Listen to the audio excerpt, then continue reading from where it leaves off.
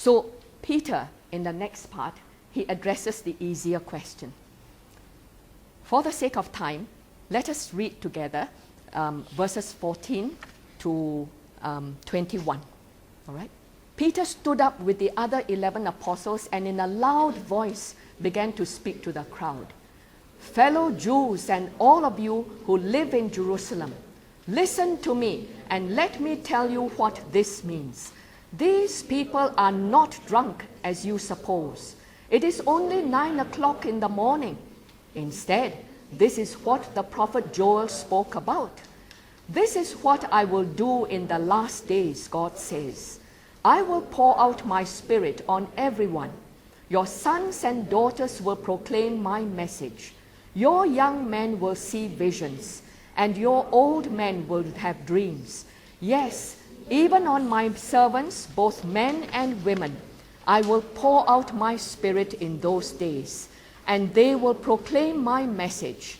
I will perform miracles in the sky above and wonders on the earth below.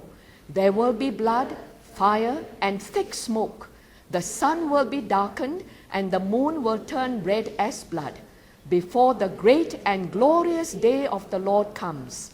And then whoever calls out to the Lord for help will be saved.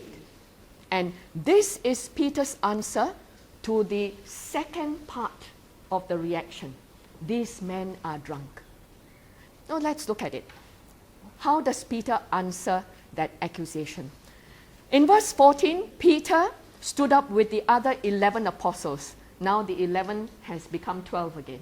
He stood up with the other 11. Matthias is in their group now. He's standing shoulder to shoulder with them, ready to testify, ready to become a witness to the resurrection. All right? And so what does Peter say? I want you to note, Peter and the other 11 apostles, in a loud voice, began to speak to the crowd. You know, we Christians, sometimes when we read God's word, we go and mumble quietly. When you're given an opportunity to speak, speak in a loud voice. We have a clear message. We have a wonderful message to give to people. Be confident about it. Never be afraid. Speak in a loud voice.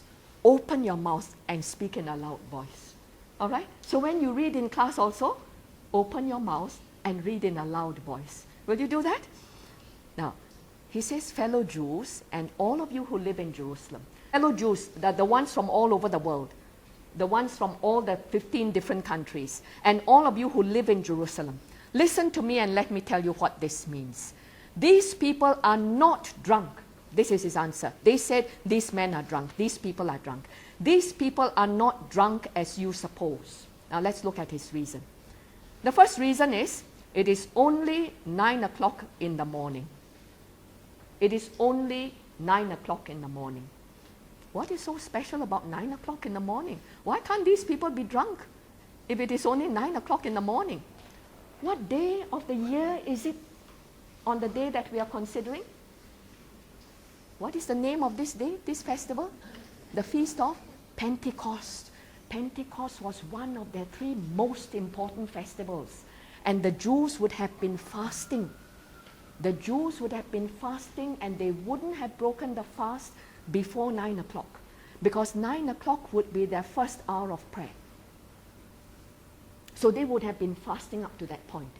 And it is only after 9 o'clock, the hour of prayer, that they would begin to break their fast. So these men are not drunk as you suppose, since it is only 9 o'clock in the morning. All right? Look at that note. What is it? It's note K. So you look at note K.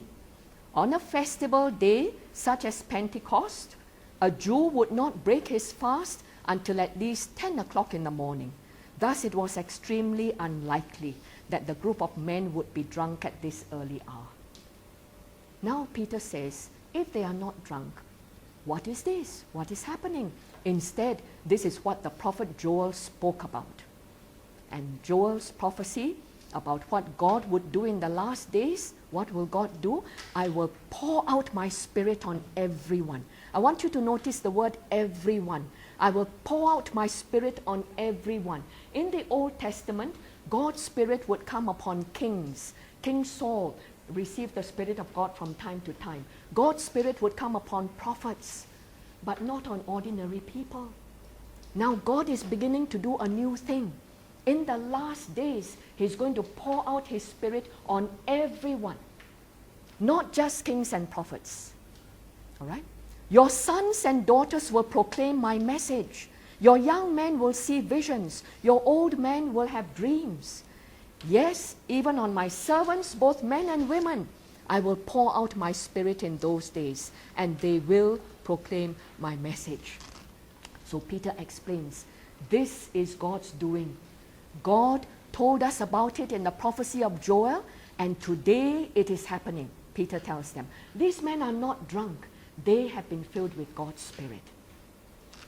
Then verse 19, I will perform miracles in the sky above and wonders on the earth below. There will be blood and fire and thick smoke. The sun will be darkened and the moon will turn red as blood before the great and glorious day of the Lord comes. The great and glorious day of the Lord refers to the day of judgment. So Peter's mind, from the prophecy of Joel, has already taken a leap to the future. He says today, what God has done is He's poured out His Spirit on every one of us, the 120 of us who are standing up in front of you. But in the future, God is going to perform miracles in the sky above and wonders on the earth below. And He gives the signs of the coming judgment. The signs are blood, fire, thick smoke, the darkening of the sun, the moon turning to blood. And then judgment will come. And then Peter says, whoever calls out to the Lord for help will be saved. All right? So in answer to the accusation, these men are drunk, Peter says two things. What is the first thing that he says? Claire?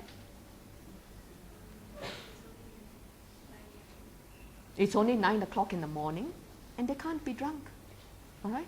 Because they wouldn't have broken their fast for the morning of Pentecost yet. They would only begin to eat after 10. And the second thing that Peter says, that they are not drunk, they actually have been empowered by the Spirit of God. God has poured out His Spirit on everyone that you see today.